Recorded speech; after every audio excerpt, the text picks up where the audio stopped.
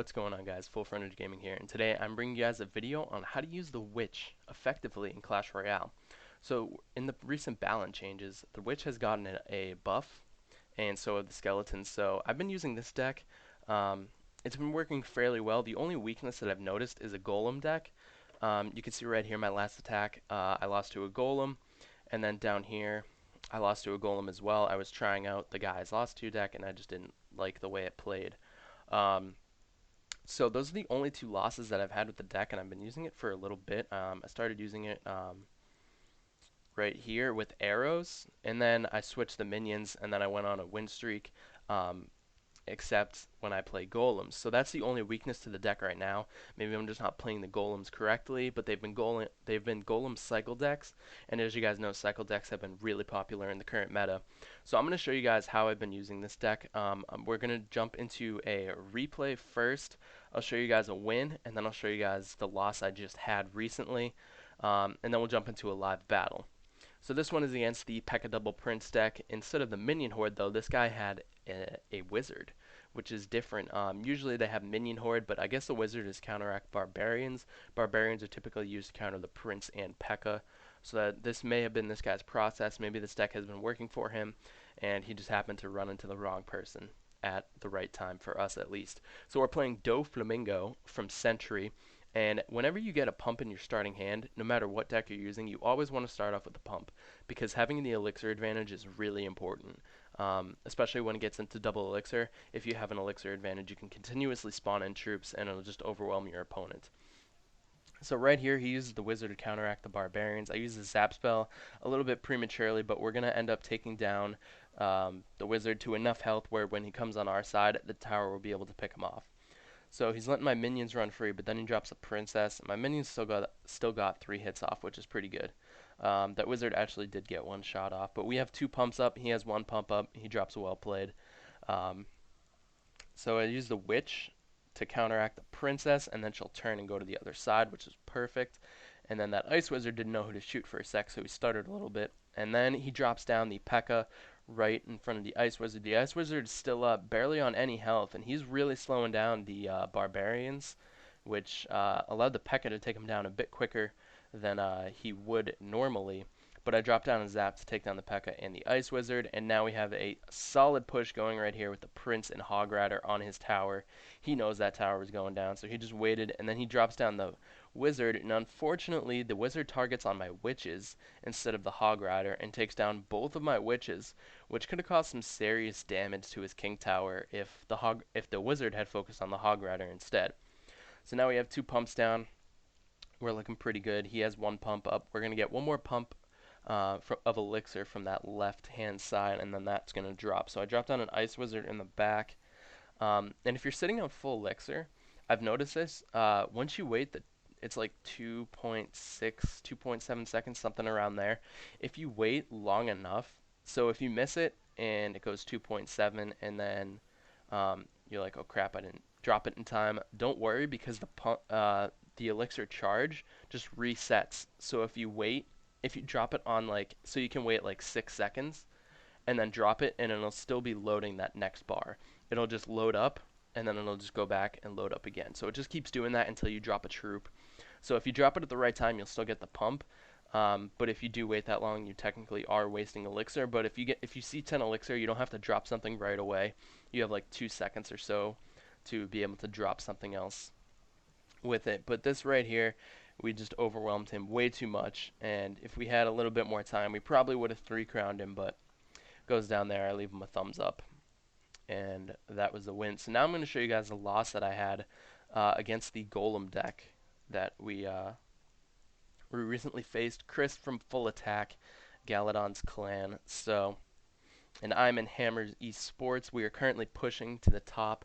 We have 30 players, and we're currently 100 local, and our clan setting is international. So out of any clan that's international, we're in the top 100 of those. We have 30 members, so if you guys want to join, we're recruiting 3,000 trophies plus. So make sure you guys search us up. I'll put the hashtag for the clan down in the description below. And also make sure you guys follow Hammers Esports on Twitter and follow me on Twitter. All that stuff will be down in the description below.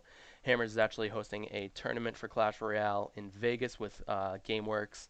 Uh, if you guys want, that's going to be in the Hammers Twitter as well. And it's going to be $1,200 in prizes. So it's going to be sick. It's going to be online and in Vegas. So an in-person and online tournament. It's going to be awesome. But anyway, so on the left-hand side, we get Chris's tower down to a pretty decently low health. We have 2,100 left on our left-hand tower, and he has 160 left on his, and then this is when the golem comes into play. So that princess is going to start doing some work. I know if I drop a witch, that's not going to do anything. So I drop barbarians in the back, and then the barbarians turn and go to the golem. He drops down spear goblins, but I drop down a zap, so they won't do damage to my barbarians. And then that golem explosion actually does a lot of damage. So we take down the golems. We went from 2,100 to 500 just with the golem on the tower. And then he drops down a lightning to take down my witch, which was not pretty good. But the barbarians get in and they get one swing off, which is able to take down that left-hand tower. So we're up a crown, but he has 126 damage left on our tower as well. So I start to push the right side, and he drops down a princess as I drop down the pump, and that's going to take up my left tower. So we're basically tied again, going into double elixir. So I drop down barbarians to go with my ice wizard, and he drops down a golem, which is a really good counter. He drops down the minions. Those minions are going to take down my ice wizard, and then he drops down spear goblins. I drop down the zap, and then he drops down stab goblins to take down my witch.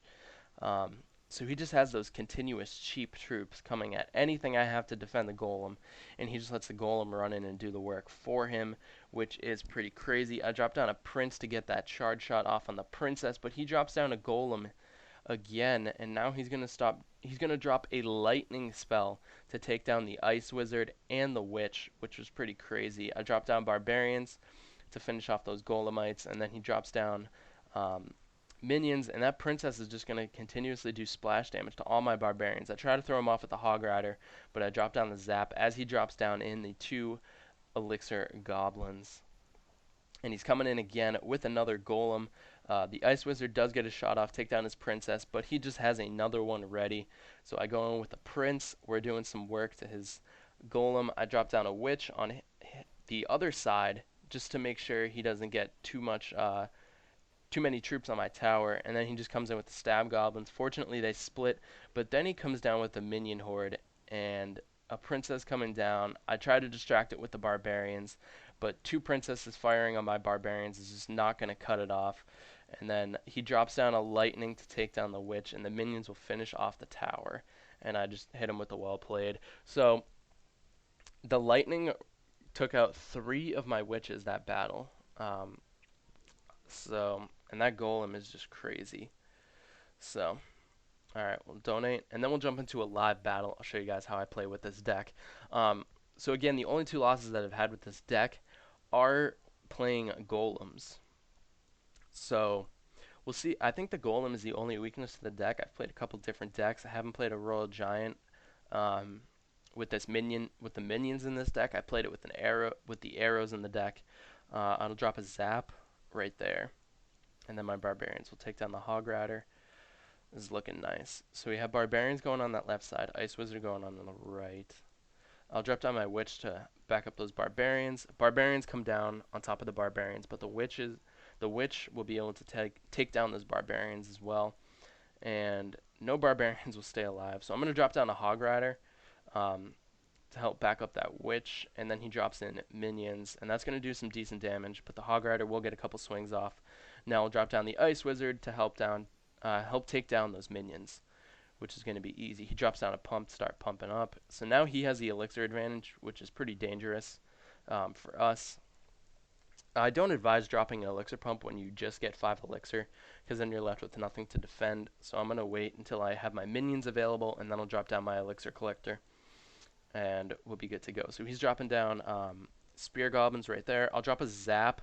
Unfortunately, I missed the archers, but I'll drop down my barbarians on the archers just so they can't get in any more chip shots with that giant, and the barbarians will be able to take down the giant before he gets too many hits off. So those minions are going to destroy our barbarians. I'll just drop the witch in the back to do some damage to those minions. Unfortunately, she turned and targeted the Hog Rider, so that left-hand tower is going to go down. Dang. Alright, so let's see. We should be able to take down his left-hand tower as well. He drops a pump right there. That's fine. We have a minute left. His tower is halfway down. We have 2 pumps. He has 2 pumps. Um, and he drops down a giant, so I'll drop down my barbarians right there. And let's drop down a witch right here.